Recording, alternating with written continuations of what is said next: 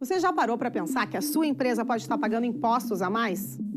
O nosso sistema tributário é bem complexo e é comum as empresas pagarem mais do que o devido. Saiba que é possível recuperar os valores dos últimos 5 anos e reforçar o seu caixa. A Fortus Tax é especialista no assunto e já ajudou muitas empresas nos seus 18 anos de atuação. E o mais importante, você só paga pelo serviço depois que o dinheiro estiver na sua conta. Fortus Tax. Pagar o justo é o nosso forte.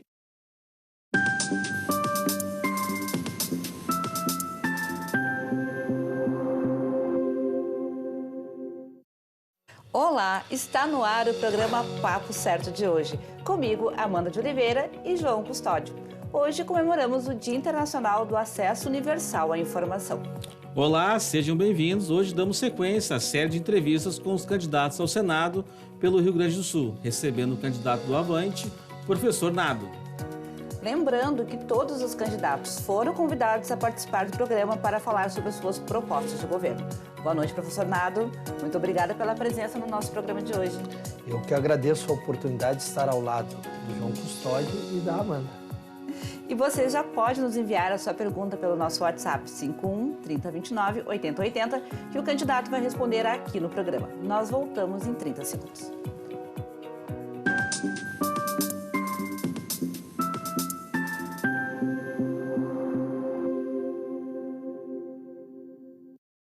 Tá difícil encontrar o profissional certo para a sua empresa? Precisa de alguém detalhista para aquela vaga no financeiro? Quem sabe um criativo para o marketing? Ou ainda, alguém focado em resultados? A Fortus RH utiliza técnicas de seleção e processos estruturados, realizando entrevistas, aplicando provas e testes específicos. Tudo isso para buscar a pessoa certa para a vaga certa. Fortus RH. Conectar pessoas é o nosso forte.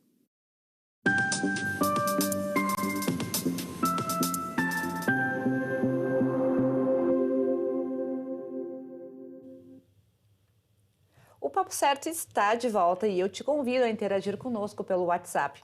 E aproveito então para agradecer novamente a presença do nosso convidado. Para iniciar nossa conversa, vamos conhecer um pouco mais do nosso convidado, Ronaldo Teixeira da Silva, candidato ao Senado Gaúcho. Quem é o professor Nado? Qual a sua formação, a sua trajetória política? Pois bem, eu tenho uma trajetória, uma dupla trajetória, a profissional, propriamente, a minha carreira acadêmica e a minha caminhada política. Na minha trajetória acadêmica, eu tenho uma formação em letras, inicialmente, em nível de graduação. Depois eu fiz uma especialização aqui nesta casa, né, na UBRA, em formação política, em ciência política.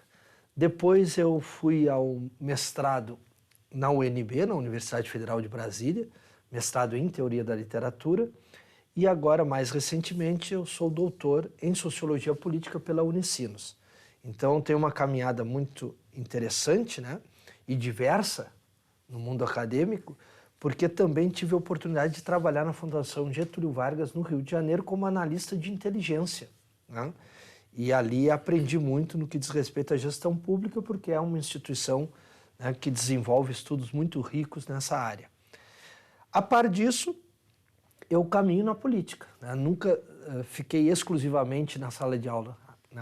As horas vagas me levavam para o fazer político, até porque os estudantes, né, o conjunto dos professores instigam, né, o debate, promovem a movimentação política, e eu vi por bem interagir de fato nesse universo e me elejo vereador, o mais jovem de São Leopoldo, em 1992.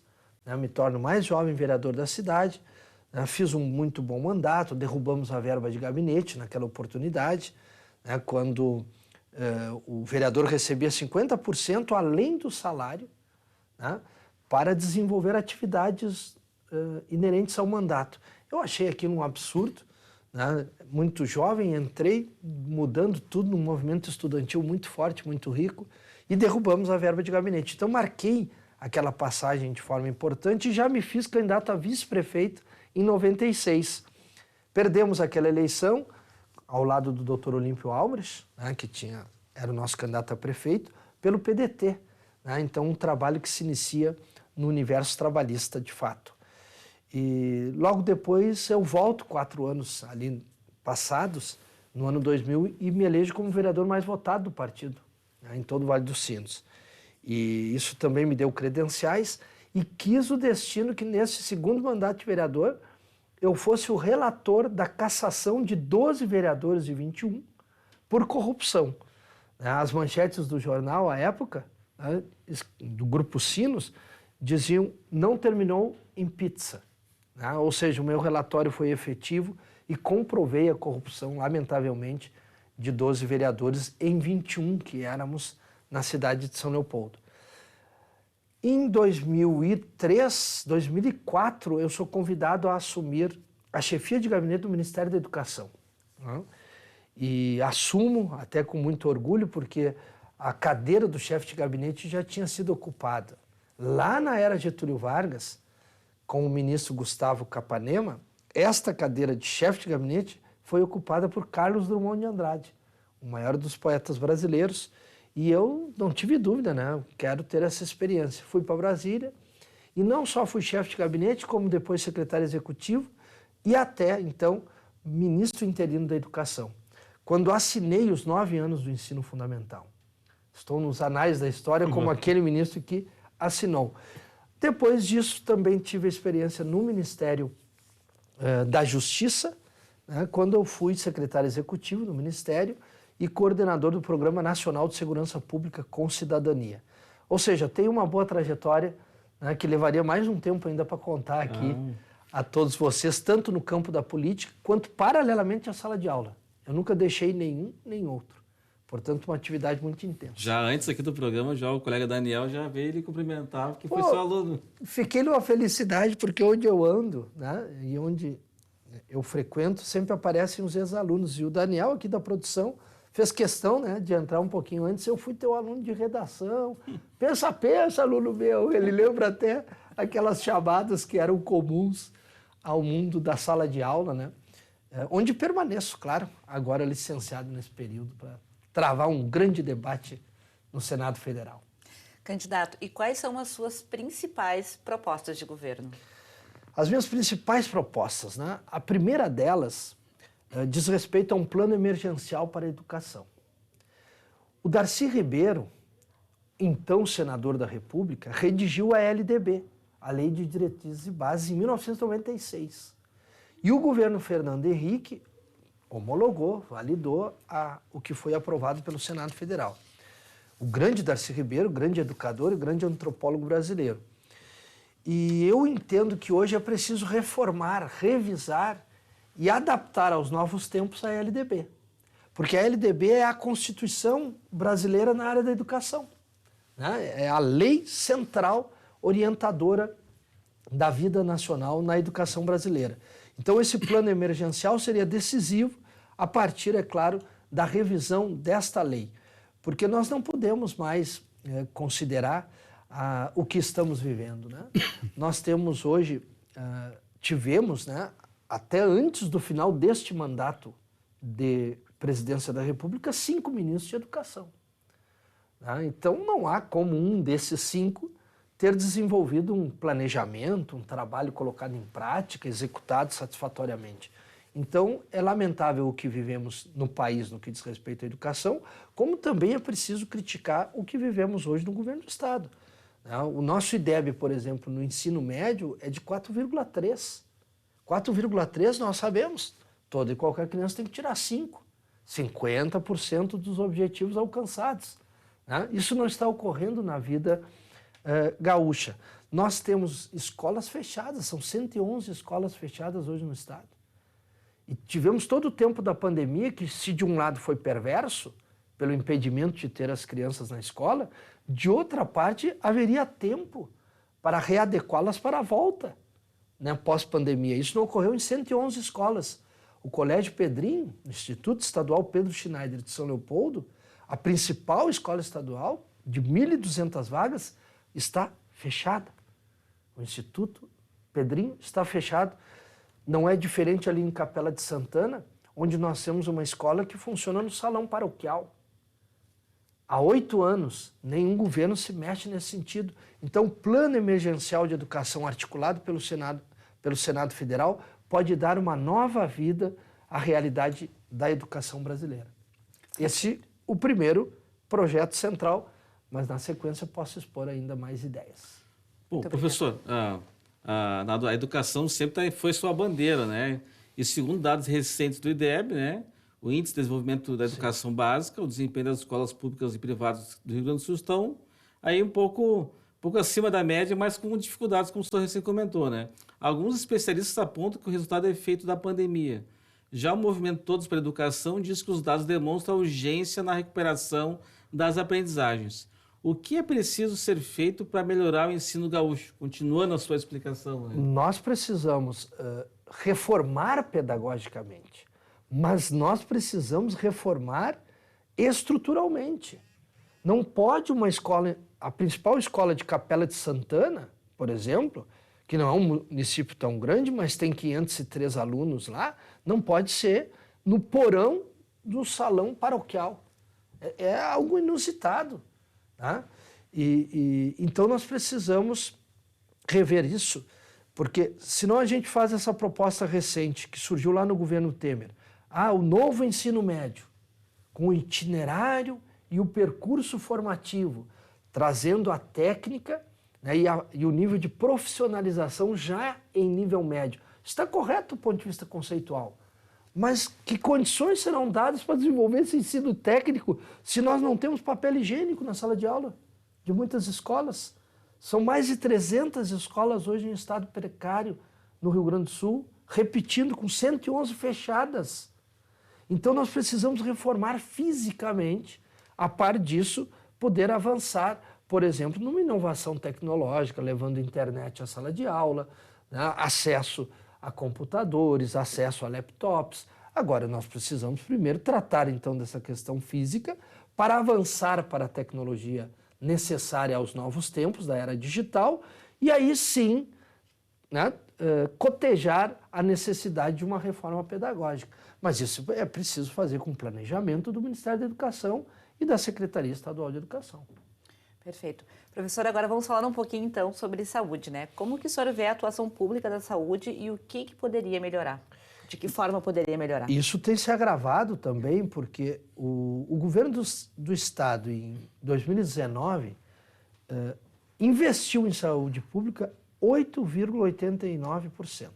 Dados oficiais do próprio site da área da saúde do governo do Estado. 8,89% em 2019. Neste momento, no ano, está investindo 10,4%. E tem uma emenda constitucional no Senado que determina pelo menos 12% de investimentos. E isso num ambiente pós-pandemia. Isso é muito grave. Né? Então o quadro está dado. Perto de R$ 1 bilhão de dívida para as santas casas e para os hospitais filantrópicos. Eu visitei a Santa Casa de São Gabriel, lá na fronteira. E o diretor, o médico, me disse, olha, a nossa receita cresce 48%, enquanto a nossa despesa vai a 90% de aumento. E ele me disse, antes a gente fazia um empréstimo no banco e supria a diferença. Mas essa diferença agora já não é alcançada por um empréstimo, porque senão não consigo pagar. Estudam, no caso das Santas Casas, algumas delas, a hipótese até de fechamento. Portanto, é grave a situação da saúde pública gaúcha e nós temos de fazer o quê? Primeiro, elevar a 12%, que é o preceito constitucional, responsabilidade do governo do Estado. Segundo, nós precisamos elevar a tabela do IP, por exemplo, para o tratamento a todos os procedimentos médicos. Os médicos hoje estão recebendo algo irrisório para a sua atuação, o que termina fazendo com que esse profissional se afaste, inclusive, dessa condição. Então, precisamos dotar os profissionais de condições objetivas para elevar a qualidade da saúde e, ao mesmo tempo, regularizar esse débito que não é possível mais ser suportado pelos nossos hospitais. Bom, candidato, os dados divulgados pela Secretaria da Segurança Pública aqui do Estado, agora em setembro, indicam um aumento de 32% do número de homicídios e queda de 50% dos feminicídios em relação a agosto do ano passado. O roubo de veículos no Rio Grande do Sul também teve alta em agosto de 15,5%. Quais as medidas para conter a onda de violência no estado? Registre-se que os 50% é agosto comparado com agosto. Até este momento tem 68 feminicídios no ano, que é um aumento absurdo. Então, os números que tu apresentaste estão corretíssimos, 32,2% de aumento, gravemente no número de homicídios, né, e 15,5% em roubos. Ou seja, a violência está colocada novamente no nosso horizonte e é preciso enfrentá-la. Como se faz isso? Eu tive uma experiência muito rica no Ministério da Justiça. E lá nós propomos o PRONASSE, o Programa Nacional de Segurança Pública com Cidadania. Aqui mesmo em Canoas, onde estamos nesse momento, foi implementado o Território de Paz de Guajuviras. Eu vim aqui inaugurá-lo, instalá-lo, né, felizmente como secretário executivo que era da Justiça. E naquele momento o Território de Paz de Guajuviras, né, significava um conjunto de projetos preventivos de caráter social que, de alguma forma, eram a representação do Estado no território mais vulnerável, né? Incidindo nas raízes da criminalidade. E, obviamente, acompanhando, nós precisamos ter a ação repressora com qualidade, inteligência e tecnologia. Então, eu chamo isso de paradigma E. Nessa medida, nós podemos reformar a segurança pública, mas, inclusive, para essas ideias serem retiradas do papel, é preciso, então, a minha proposta para o Senado Federal. A criação do Fundo Constitucional de Segurança Pública.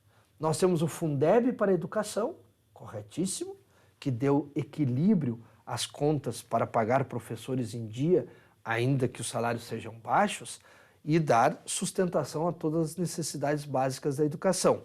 Fundeb. Nós temos o SUS, obviamente, o Sistema Único de Saúde, e, portanto, rubrica específica para a saúde. Nós não temos rubrica específica para a segurança. E eu proponho a criação do Fundo Constitucional. E fica aqui o que sobra, né? Exatamente. Aí tem 0,27% de investimentos na área de segurança pública, considerando todo o bolo tributário nacional. Professor, e o senhor é contra o plano de recuperação fiscal do Estado e quais são as suas propostas para destravar a economia? Nós somos contra mesmo, né? Eu estudei muito para me apresentar aos gaúchos e às gaúchas, né, nesse momento como candidato ao Senado Federal. O Senado tem essa capacidade de intervir nesse debate. A nossa dívida originária lá no governo Brito é de 9,5 bilhões de reais. De lá para cá, na sequência dos governos, depois do Brito, se eu não errar na minha memória, depois do Brito, o Olívio, depois do Olívio, a Ieda Crucius, depois a Ieda, aliás, o Rigoto, depois do Rigoto a Ieda Crucius, depois da Ieda Crucius nós tivemos o Tarso Genro, depois do Tarso, né, nós chegamos ao Sartori e agora no Eduardo Leite e Ranolfo. De lá para cá foram pagos 37 bilhões, de uma dívida de 9,5 bilhões. E veio o regime de recuperação fiscal imposto pelo governo Bolsonaro e passivamente aceito pelo Eduardo Leite. Assinaram um acordo para dizer aos gaúchos que nós devemos 89,9 bilhões. 9 bilhões na origem, 37 bilhões pagos, mas nós devemos 89. Parece juro de cheque especial, quase. Cheque especial matou a charada, João. Nós sabemos, a gente às vezes todos passamos por dificuldades na vida. Eu sou professor, tu fazes uma compra lá de R$1.000, teve dificuldade, não conseguiu pagar, ficou desempregado, R$1.000 não pagou, viraram R$5.000 em 6 meses. Não é verdade. Juros a 6%. A União não é banco para impor essa dívida ao Rio Grande. Então vamos questionar o começo para termos o dinamismo recuperado na nossa economia é absolutamente renegociar a dívida. Perfeito, então. Nós vamos fazer um rápido intervalo e já voltamos com o papo certo. Fique aí com a gente.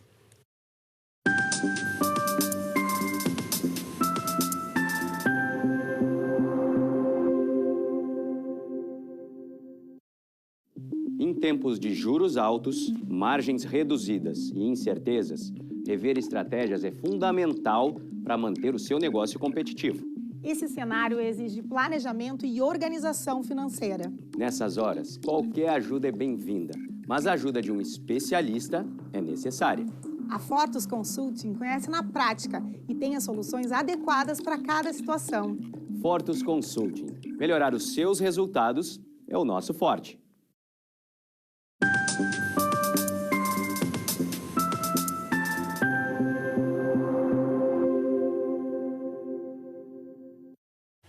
Estamos de volta com o Papo Certo. Lembrando que de segunda a sexta, às 8 da noite, estaremos aqui ao vivo e contamos com a sua audiência. Eu te convido a nos seguir nas redes sociais e enviar a sua pergunta através do nosso WhatsApp 51 3029 8080. Hoje estamos recebendo o candidato do Avante, professor Nado, para falar sobre suas propostas de governo. Candidato, o senhor também é contra a implantação de pedágios, mas a favor de investimentos urgentes e necessários na infraestrutura. Como investir sem onerar o cidadão? Muito boa pergunta. Eu tenho levantado a bandeira, na verdade acompanhado a bandeira que já foi levantada pela sociedade civil na nossa região aqui. Por exemplo, a RS 118. A RS 118 levou perto de 20 anos para ser entregue. É obra de sucessivos governos. Este governo que chegou ao final dela, ainda que parcialmente, falta passarela, falta muita coisa, já quer impor um pedágio. Os cidadãos e as cidadãs passaram 20 anos esperando, né, a obra acabar e acaba 6 meses depois, pedágio. Com muitas 20 anos em tranqueiras. Não, né? não podendo nem usar ali muitas vezes. E por ali passa 1 milhão, né, passa 1 milhão de pessoas, seja para o litoral, no seu lazer, né, seja para o trabalho, porque ali nós temos a GM em Gravataí, por exemplo, e toda uma cadeia produtiva a partir da GM. Nós precisamos impedir que tenha pedágio na RS 118, seria um ônus inadequado. Uma colega minha, nessa época de obras, né, ela trocou de carro e comprou um Jeep. Porque para poder ir para o trabalho. Não, terrível. E a 239 também, né, se nós falarmos lá, já depois de Parobé, né, quase subindo a serra, ali a 239 vive algo semelhante. Houve um movimento muito forte lá, também significativo, até a época liderado pelo vereador Dari, que orgulhosamente está no Avante conosco, e ele conseguiu, com a movimentação da sociedade civil, impedir também aquele pedágio. Ou seja, nós precisamos ter critério, nós não podemos onerar ainda mais o trabalhador, sob pena de no deslocamento, por exemplo, numa RS 118, nós temos um custo adicional de que valor? R$10 ida e vinda? R$15 ida e vinda? E quantas vezes a gente passa para trabalhar numa região que é comercial, que é industrial, né? Então nós precisamos impedir que isso ocorra com critérios, né? Inclusive avaliando eventualmente concessões necessárias. Mas não é o caso da 118 nem da 239.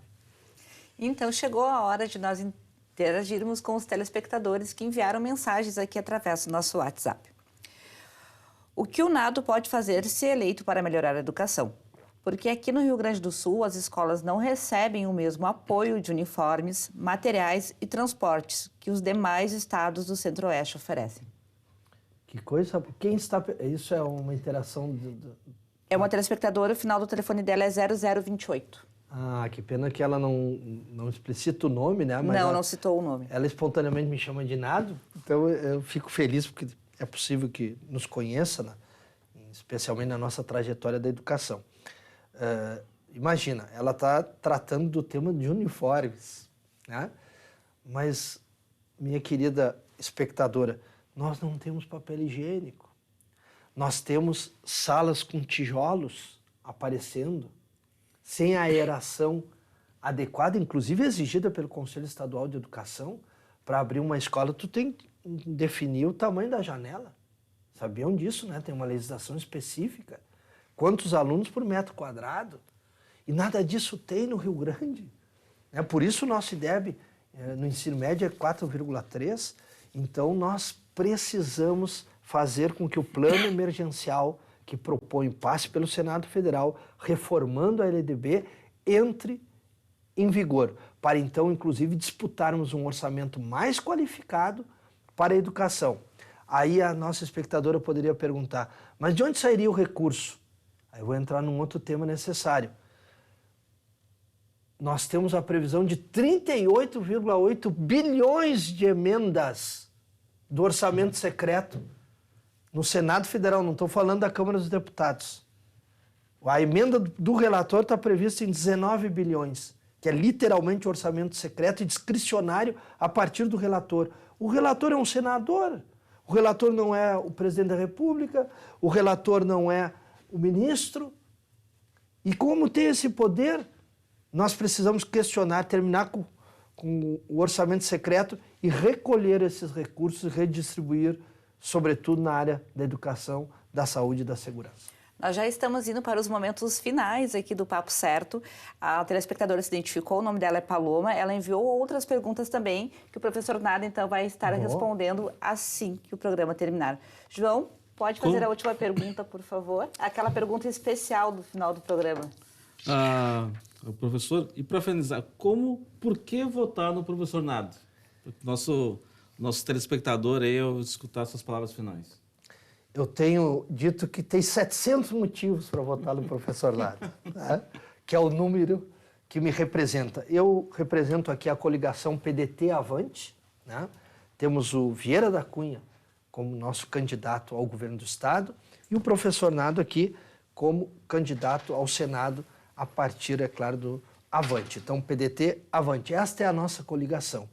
E nós temos muito orgulho aqui em Canoas de termos a presença do Dr. Nedi, hoje liderando a prefeitura, a prefeitura eleita ao lado do Jairo Jorge, mas nós temos, então, esta responsabilidade e para dizer a todos quantos nos escutam, nós queremos trazer o Senado para a vida cotidiana, que incida na discussão do pedágio, que incida na discussão das nossas escolas fechadas e que, a par disso, leve ao Senado Federal, à Câmara Alta, porque nós somos um regime bicameral, né?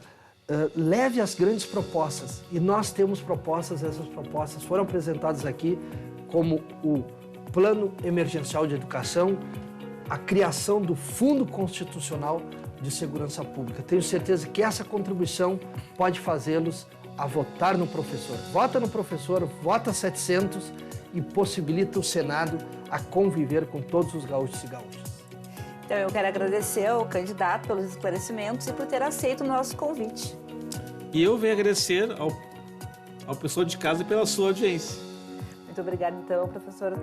Nós voltamos amanhã para mais um Papo Certo com a candidata do PSD, Ana Amélia Lemos. E você já pode enviar a sua pergunta ou comentário aqui pelo nosso WhatsApp, 51 30 29 8080. Nós esperamos vocês.